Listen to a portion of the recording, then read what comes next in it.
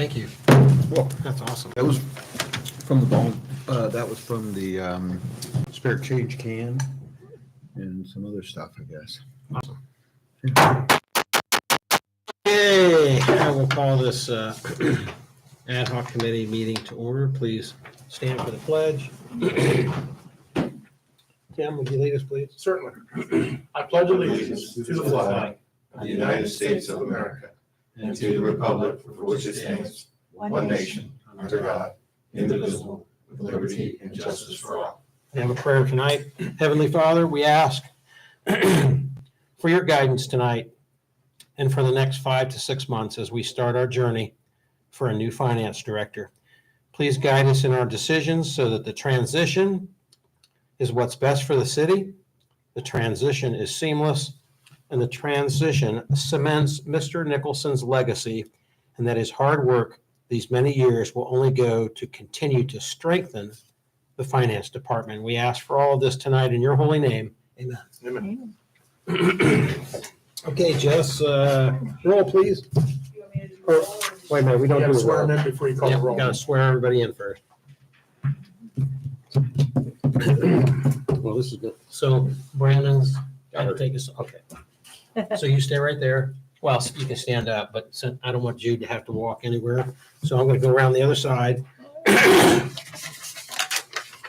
And swearing you in too, right? Yep, we'll all just do it at the same time. Okay. All right, I'll come in here. Raise your right hand, left hand on the Bible. You want to squeeze in here between Jude? Okay, so you'll just state your name, all right? I, Tim Hicken. Michael Compton, do solemnly and sincerely promise Do solemnly and sincerely promise and swear or affirm and swear or affirm that I will conform to that I will conform to and uphold and uphold the Constitution the Constitution of both the United States of America of both the United States of America and the state of Ohio, and the state of Ohio, and will support the charter and will support the charter and all ordinances and all ordinances and resolutions and resolutions of the great city of the great city of Pataskala, Ohio. of Pataskala, Ohio. I will be loyal I will be loyal and with strict adherence and with strict adherence obey the duties of my office obey the duties of my office set forth by law set forth by law and the will of the citizens and the will of the of citizens the great city of the great city of Pataskala, Ohio. of Pataskala, Ohio. So help me God. So help me God. Thank you. After me. All right. Good stuff. I'll just swear Brandon in when he gets here next time. So That sounds like it'll work. try not to forget that.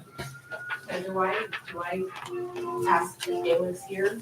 If he Yes, hasn't been sworn in? well, I'd do it anyway. What's that? Even though he hasn't been she was sworn in, supposed- she calls she the still roll, has she's to gonna forget. call his name to Gotcha. Compton, Here. Wolfer. Here. Hampshire, Here. Gaelic, Hicken. Here. Okay, we have a quorum present. Purpose, obviously, of this meeting is to start the search for a new finance director. We'll start with the organizational meeting, and I'll entertain a motion for someone who wishes to be chairperson of this committee. Any motions? Andy, do you want to be the I'll chair? do it if you guys want to. Okay, and we have a motion to put Andy Walther in as chairperson. I'll second. And seconded by, from Mr. Hicken. Discussion and roll. Walter, Yes. Hampshire, Yes. Hicken, Yes. Compton. Yes. Okay, thank you, Andy. Election of a vice chairperson. Do you have any motions for chairperson? Vice chairperson. I'm going to motion that Jude be the vice chairperson. Okay, got a motion, Second. seconded by Mr. Hicken. Discussion and roll. Hampshire, Yes. Hicken, Yes. Compton, Yes. Wolfer. Yes. Okay, looking for a motion for a secretary. Mr. Gaelic is my motion. Okay, got a motion for Mr. Gaelic, Second. seconded by Mr. Hicken.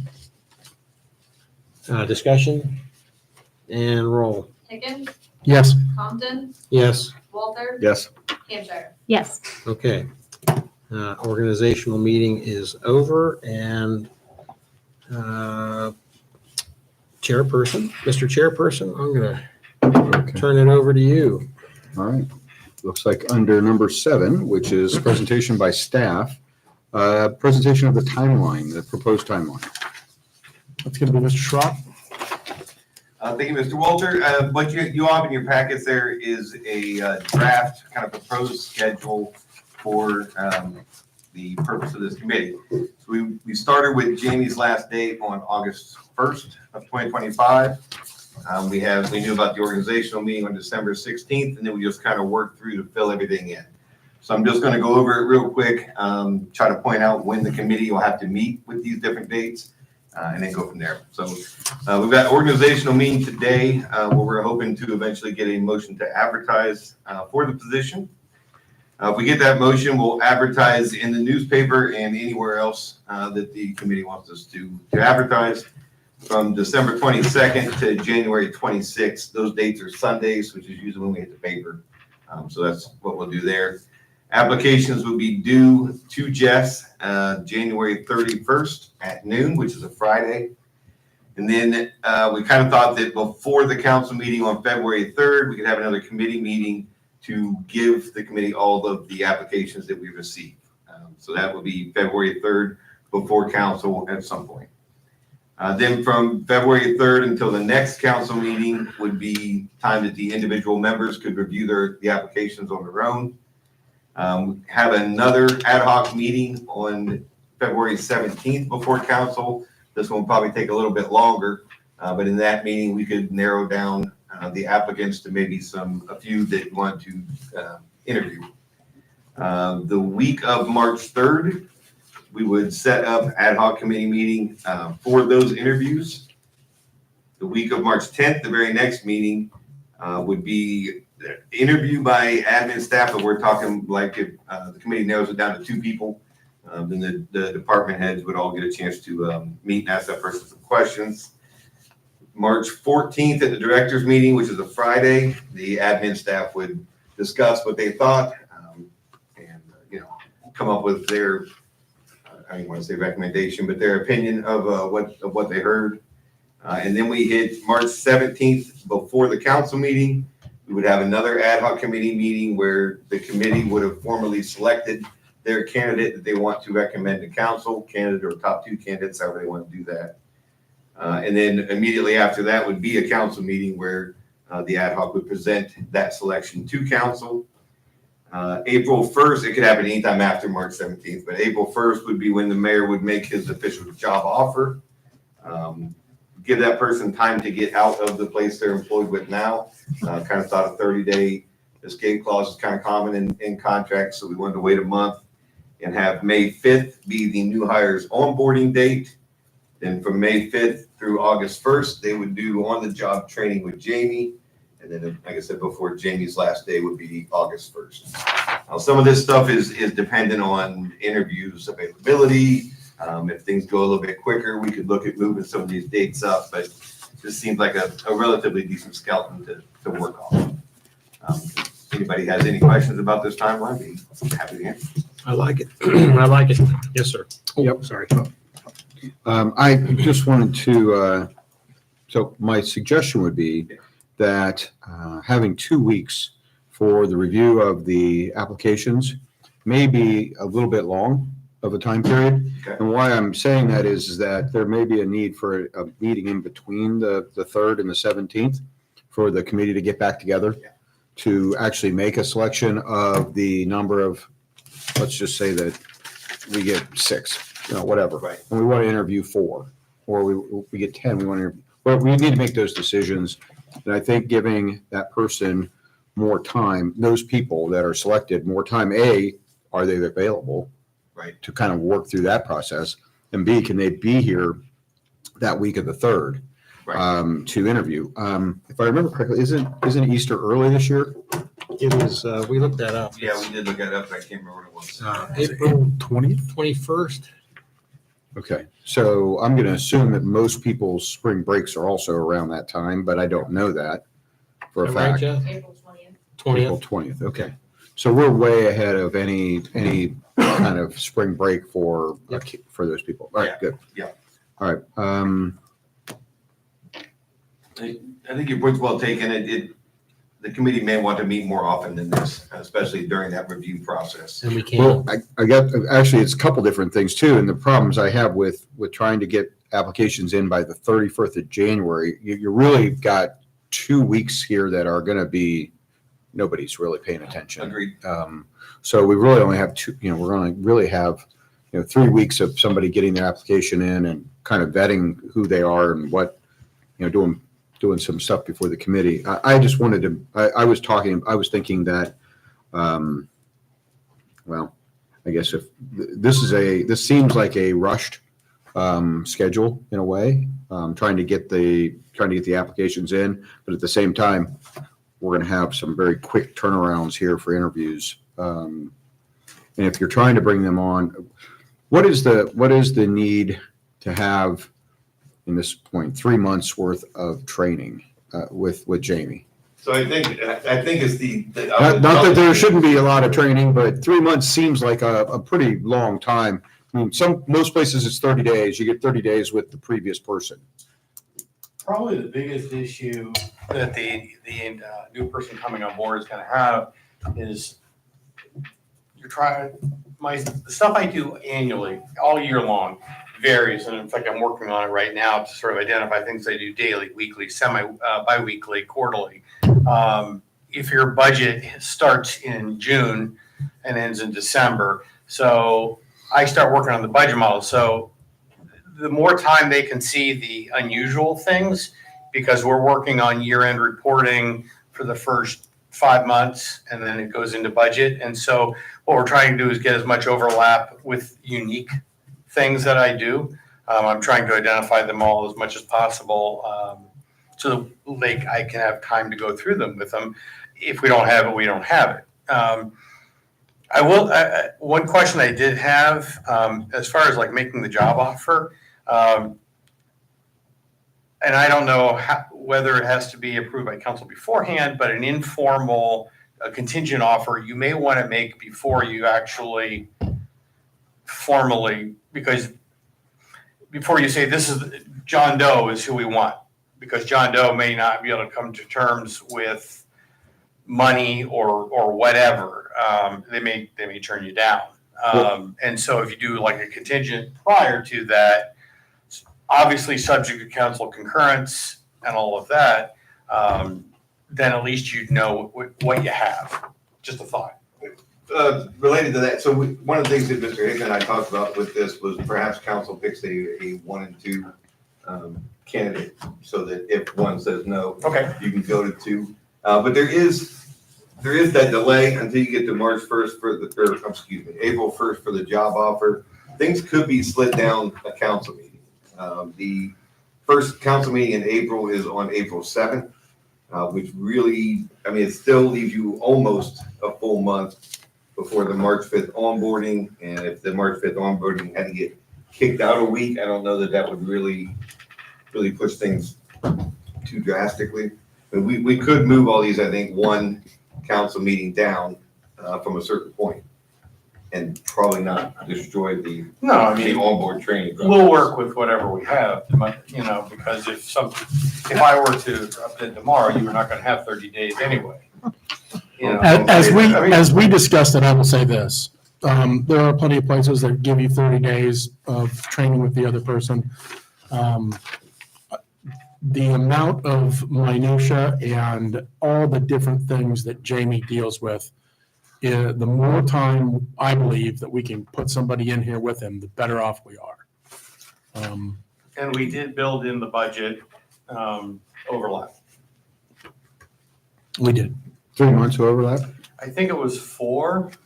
I think I built in 4 months of overlap, not knowing. Yeah.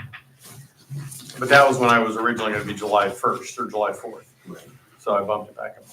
For what it's worth, the CIP budget building process kicks off in June for the administration, which also puts extra burden on the transition.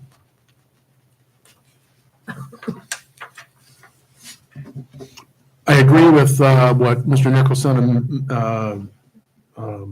Mr. Shrock said, though, if it ends up being 2 months, it ends up being 2 months. If it ends up being 2.5, whatever, if more time needs to be taken in the selection process, Yeah.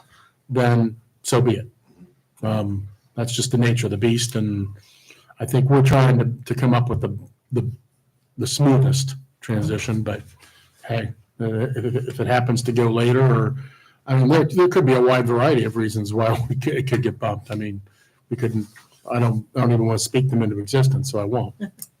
But Okay. Well, I like what we're doing because, again, we didn't have this the last time. It was extremely rushed, and having a timeline and getting ahead of the game, this might be stuff we may not need, so we'll bypass it. I think with the intent of calling it a draft schedule, this is not to set ad hoc committee meetings. I think kind of what we were thinking is we could just, at the end of each meeting, set the next one, Right. which will give you complete flexibility throughout this whole process to change it To bump it. Yep. if need be. Very good. Gotcha. Andy, are you comfortable though with the January 31st deadline? Well, that's what I'm just trying to figure out which way to go with this. If we make that if we add more time to the application timeframe and less time for our decision-making process, keeping the interviews, selecting still at that 2/17 date, but giving another week for applications to come in February. That's what I'm kind of trying to. It's a rough time to be recruiting because, I mean, pretty much from now through the end of the year, nobody's looking. Right. And after the first year, it takes a little bit of time, and then they start looking. So you probably end up a couple weeks where you have people actively Well, looking. And I have a question too. May I? Go ahead, sir. Where we advertise it, are there some like national publications or something that, may be on a publishing deadline for, some of these might be publishing February. Actually, anymore with it all being online, it's Okay. typically very quick turnaround. I've talked to Tim and Chris, and I would expect we would clearly advertise this on the Ohio GFOA's website. We can also advertise it on the National GFOA website, which gets you a little broader audience.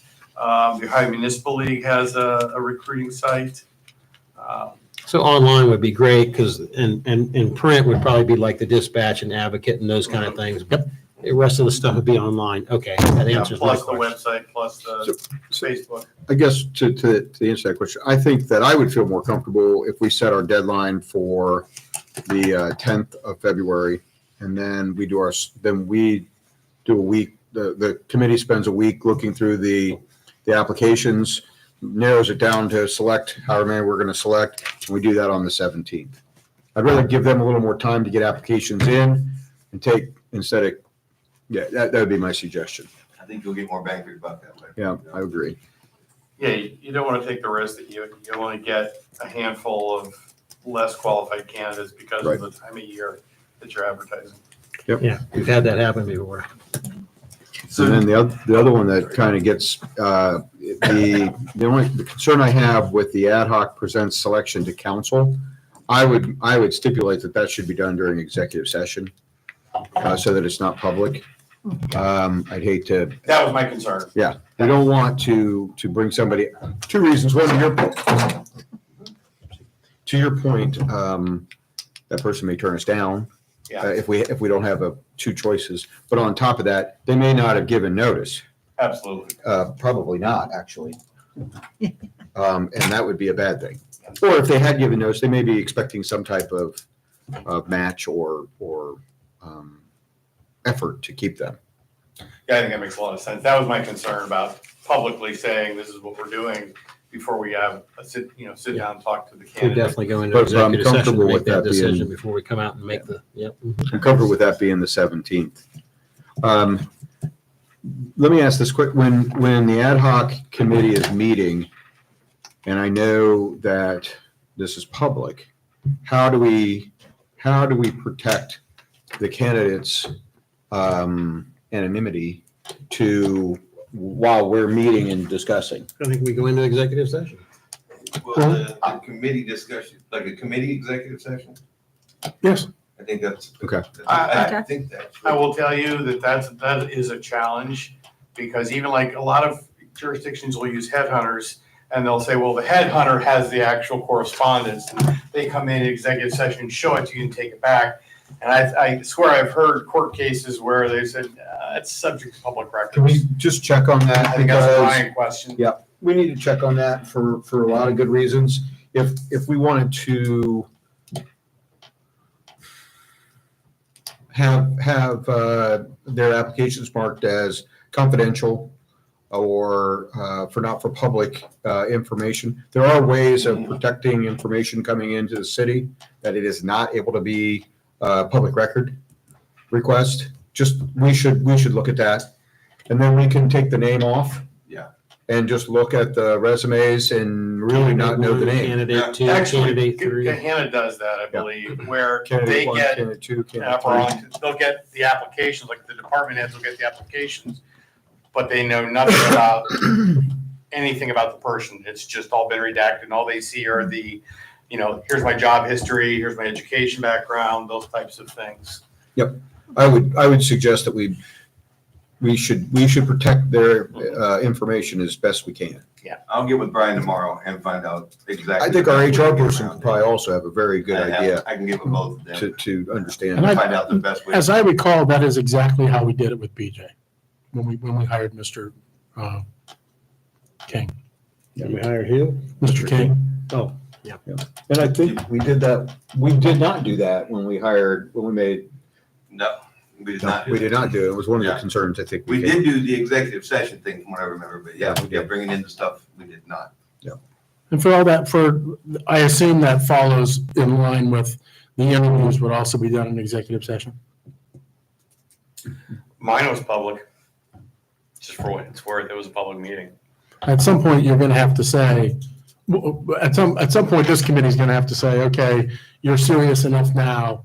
If your employer's watching it, I don't know why they would be, but they might inadvertently see it, you're right, Andy. But I don't know if you're allowed to go into executive session to perform an interview. I don't think we did your interviews. I don't think we did your interview public. I'm pretty confident we didn't. Well, it was a different world. That was COVID, it was right in the middle of It was COVID. right in the middle of COVID, and we were just getting anything together with, Online I stuff. think you're right. I remember when we did yours, it was not executive session. The interviews were public, but it was also in the middle of COVID. Yeah, we were over at the PD with everybody up on the screen and we were talking to them and asking them questions, and then we took you into a room and wrapped me around for 2 hours and 30 minutes. I adamantly deny that. Adamantly deny that. So I think It has nothing to do with that. to the extent possible, I think you're right. I agree. The more we can protect the applicant's information for as long as we can protect it, I think that's a great thing. But that'll be a Brian decision in terms of what. Brian we and do. HR will help us out Yeah, with that right. stuff. So just summarize, just make sure I have this all documented right with these changes. The change for advertising and newspaper applications due will be February 10th of 2025. It's a Monday. Ad hoc meeting to receive applications will be February 17th. We will have received them on the 10th. you'll We get will them on- have selected We're by gonna the have a committee, 17th. yeah, we'll have a committee meeting. Your on the 10th. interviewees will be selected by the 17th. 10th to the 17th. Interviewees 17th. And then the ad hoc present selection of council will be in executive session. Or however it is recommended by HR and the legal team to do so. Gotcha. I have all of those notes down. Copy that. Awesome. Thank you. Right. So the next piece, you have, so we've got that done. Application evaluations. So this is mine from the last time. And this is not something that has to be decided tonight, nor is the next item. But thinking about, does the committee want to do this almost with a rubric? That's been used several different times. It's for the committee to start thinking about how are you going to do the evaluations. So, we've already talked about sanitized names. You take them home, you read through their resume, you rank them, you bring them back, you total them. I just put this here to put the kernel in the heads thought kernel in the heads of the committee, because, and I've got to look back through my stuff, Tim, but I know Mel put one together for the administrator's position. And Mel and Tommy and I used it absolutely with the last time we did with the administrator. So maybe Mel still has it. I know she put it together. I can ask her. And she said, she had told me that she was willing to, share with us again. Okay. So, and that kind of rolls into the next one, which is interview questions. I've seen this done a couple of different ways. You can throw it open. You can set the questions beforehand as a committee and ask them in a round robin format. Sometimes people want to do interviews almost like we think of as BZA interviews. However, I would say one thing: we should lean quite heavily on Mr. Nicholson for some of those questions. I can both the questions and the proper answers, because somebody could look at me and say it's the Schrock-Carter law, and I wouldn't have any clue if that's true or not. So that is just in there as a kernel as to how the committee wants to come up with their interview questions and how they want to run. Of course, that's the chair's job to kind of steer that, but I put it on here for discussion, just so everybody's thinking about it. Yeah, after this many years, I would want very hard questions. calculus. I can't do calculus. Well, one, in all seriousness, Jamie, I would, before we start receiving applications or people's resumes, if you could do a draft of questions ahead of time, and the reason why I ask that is there may be people in that pool of applicants that you know or could be friends with, and I would just want to be very careful of, not that anybody would, just so we know what the questions are ahead of time. Yep. And that they're not, they could not be misconstrued as, skewed to one person or another that has had this experience or, Yeah. not that would happen. I'm not saying it would, but you could have some, person from Indiana that says, well, Jamie knew that person and they were best buddies and he wanted him to get the job. Copy that. Those Indiana people, I don't. they're questionable. Those Hoosiers. But your involvement with GFOA, there could be some folks that you may know. There's a good chance that they, in many cases, they will know me. Mhm. I may or may not know them, but yeah, there is a possibility. Or they could want to talk about something that you've presented on to try, so if we kind of have that up front, then we know that it is neutral and not individual specific. It's a position specific Yeah. item. Okay.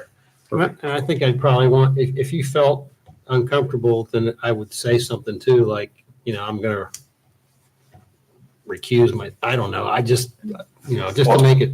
If you have a I see my role, and correct me if I'm wrong, I see my role as not being one, I'm not going to be asking them the questions. I'm going to be here listening. I would like to be here listening. And so that afterwards, when discussion is had, if I have any concerns with what I've heard, I would share those concerns with you with what I've heard.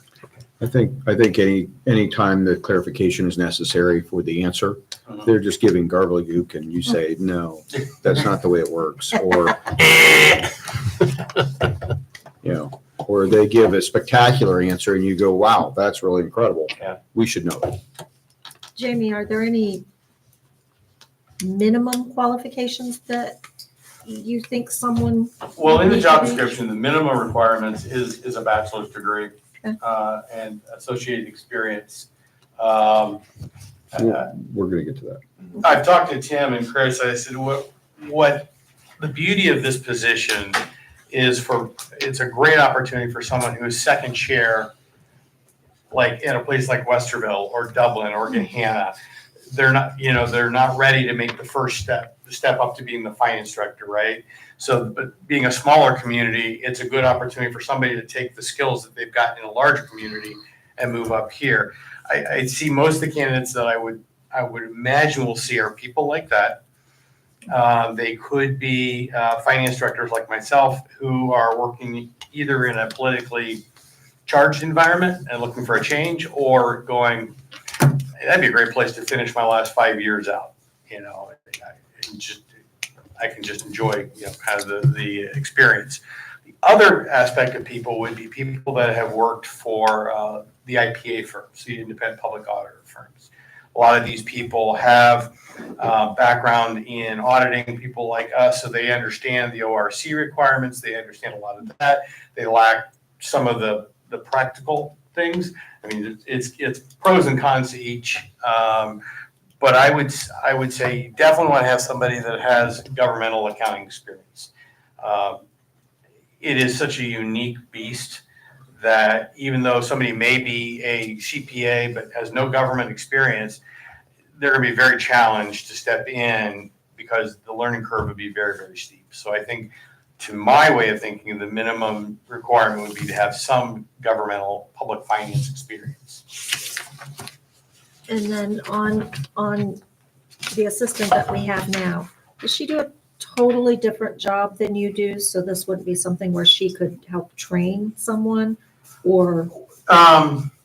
The assistant finance director's primary responsibilities are payroll, working with accounts payable and accounts receivable. So she handles those aspects of it. I tend to handle the higher level tasks like budget, investments, debt, managing, making sure that, looking at variances in the fund balance, why is that happening? What do we need to do? Working with the directors and the city administrator to help them solve, problems, that we need to buy a truck. Okay, how do we do that? How do we fund that? Those types of things. So there is some overlap between our jobs, but it is a different job. Okay.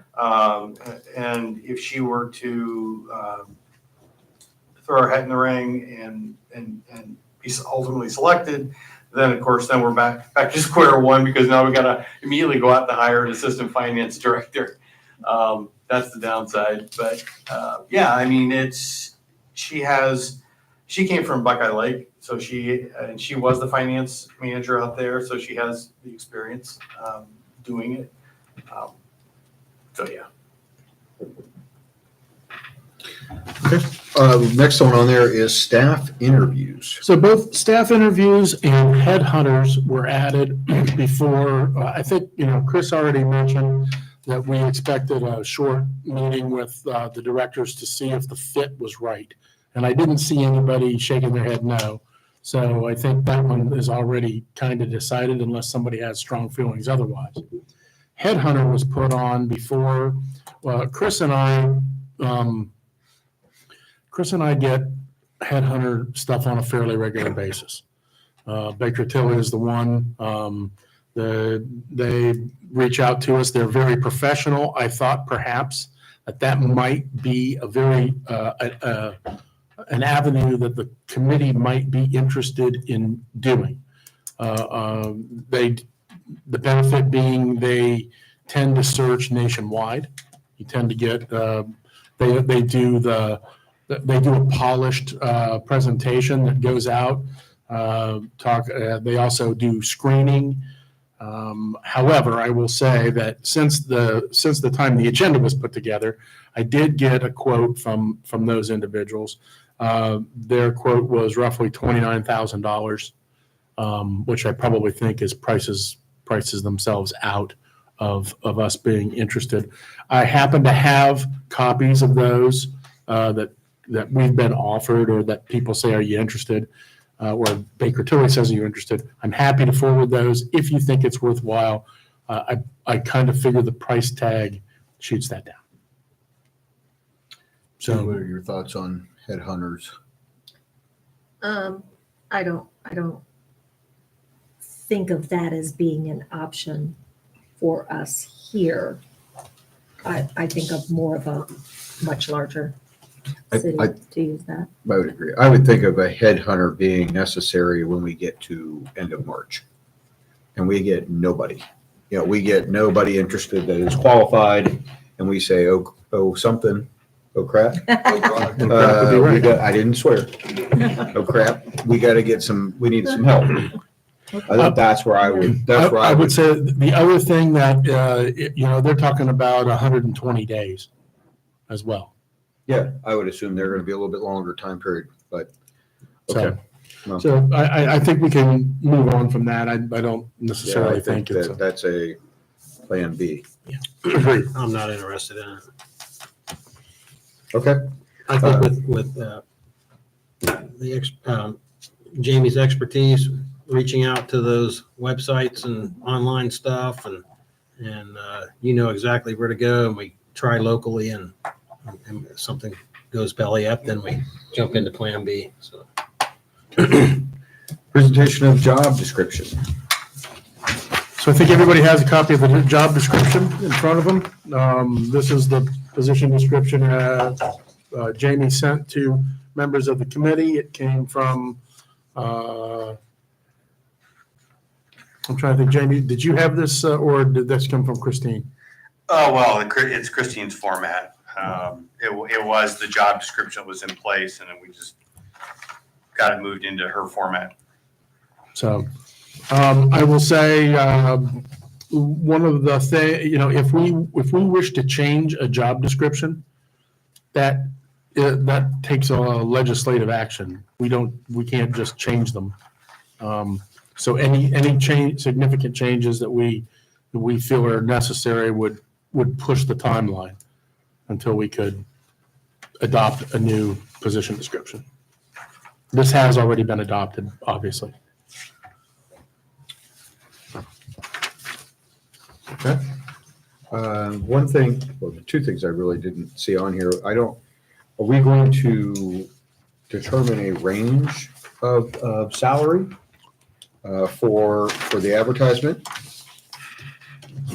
Well, Mr. Nicholson and I had a conversation today. Jamie, you want to tell us your thoughts on that? My recommendation would be to put a range between 90 and 120. And Commensurate on experience? yeah, and- DOQ. Yep.